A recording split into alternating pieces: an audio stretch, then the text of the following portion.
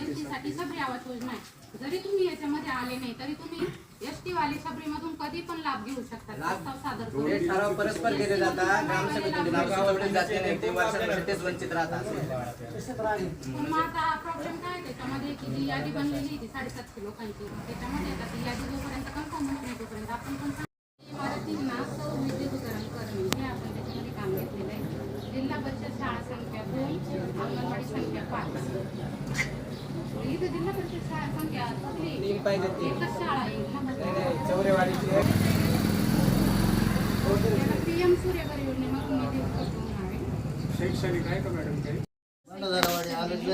संपत बनव नाही बरं, लोकसंख्या बसत किती त्यांची 4-5 लोकसंख्या लागली होती. 11च्या जनगणनेनुसार आता 25 चालू म्हणजे त्यांचं कव्हर होऊन गेलं. आपलं होणारच नाही. तुमची किती आता 11च्या जनगणनेनुसार ना 1400 येते.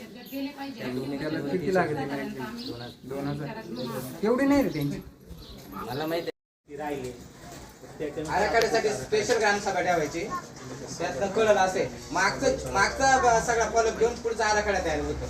एक काम करा ना लगेच आठवड्यात लावा विशेष ग्रामसभा काय चार्ज ते भेटले का नाही ते कोणाला माहिती आहे.